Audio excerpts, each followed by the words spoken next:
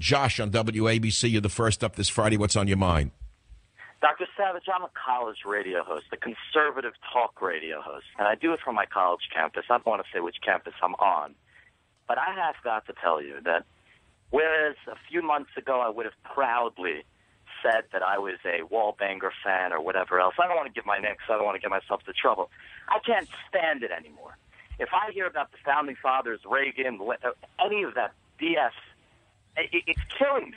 No, it is. It's killing talk radio. You know, when I listen to it, it's enough to make you drive you into the Democrat camp. It's so fraudulent to listen to a multimillionaire who makes tens of millions of dollars a year making believe he's Joe Eddie, Joe Sixpack. It's sickening. It goes beyond that. It goes beyond that because these guys. Right, go ahead, top me. Go ahead. It goes beyond that. You're the junior talk show host in the college, but top me. Go ahead. I'll give you the privilege of that.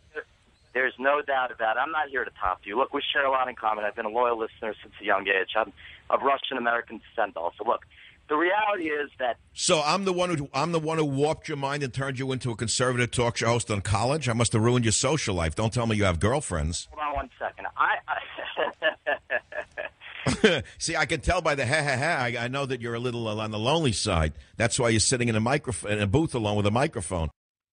Josh, ABC, fire away. So you're a young guy, you're in talk radio, you're lonely, no girls want anything to do with you because you're a conservative and you're blaming me. You got everything right except the last part. I'm not doing badly with the girls. But Dr. Savage, I want to make one point because I think it's... Well, you know why? You know why? Because you're Russian originally. You still have the testosterone necessary for the world. There you go.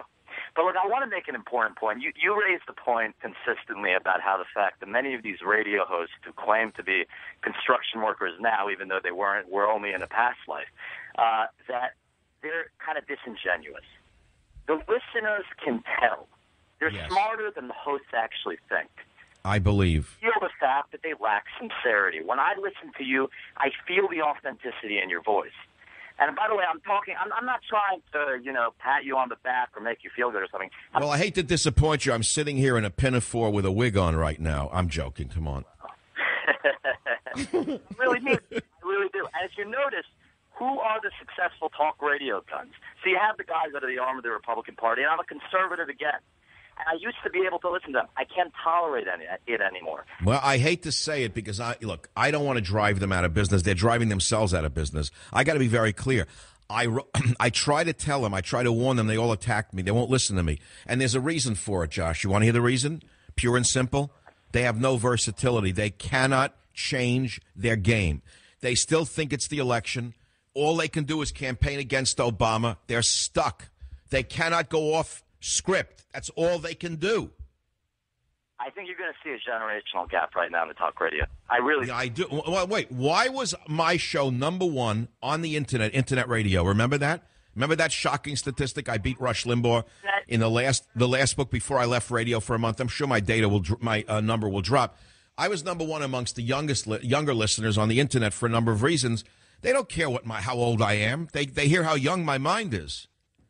Well, it's because the internet's the future. And I know you're with an indicator. You're eventually going to end up with hundreds of stations. I think you're up to 175 now. Look, the reality is that... Oh, no, I'm going to be #1 if I survive physically, if I don't drop dead from stress. Drop dead. God loves you. Well, somebody up there better love me because I need it up there, not down here.